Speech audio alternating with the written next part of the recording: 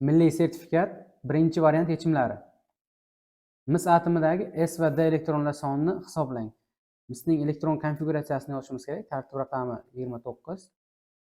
1s2, 2s2, 2p6, 3s2, 3p6, 4s1 bo'ladi, 3d10 sababi elektron ko'chish bor. Ya'ni S dagi bitta elektron D ga ko'chib 10 ta bo'ladi. Endi sanaymiz. Birinchi S so'ralyapti. S'lar 2, 2, 4, mana bunisi bilan 6, 9, 7 ta ekan. S elektronlari 7 ta, D'lar esa faqat bu yerda bor 10 ta. 7 ga 10 ni tanlasak, A variant to'g'ri ekan. Temir plastinka xlorik bilan ta'sirlashgan. Natijada temir 2 xlorid va vodorod gaz ajraladi. Masala sharti aytilgan 0,1 mol gaz ajraldi. Ustiga qo'ydik. Bu orqali reaksiyaga kirishgan temirning massasi hisoblaganimizda 5,6 gram chiqdi.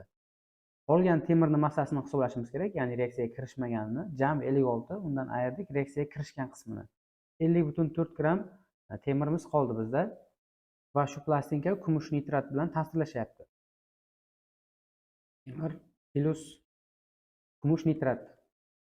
Reaksiya natijasida temir 2 nitrat tuzi hosil bo'ladi va kumush plastinkaga yopishadi bu.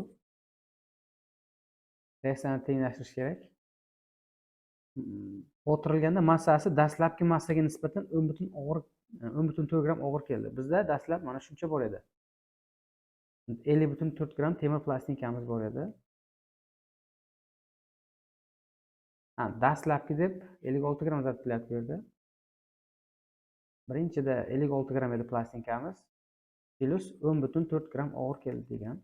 Ikkalasini qo'shib olamiz. Shunda 66,4 gram bo'ladi. Endi farqini olsak bo'ladi, plastinkalarimiz farqini. 66,4 dan ayiramiz. Mana bu plastinkamiz massasini. Necha gram og'irlashgani chiqib keladi shunda. Ayirganimizda 16 gram bo'ladi. 16 gramlik farq. Masalamizda ham farq usul bilan ishlaymiz. Bizda 16 gram farq. Plastinkamiz 216, temir 56. Ikkalasidan ayiramiz. 216 dan 56 ni ayirib olsak 160 bo'ladi. Reaksiyaga kirishgan plastinkaga qoplangan kumush so'ralgan. 16 ni 216 ga ko'paytirib 160 ga bo'lsak 21,6 gram bo'ladi kumush. To'g'ri javob C variant.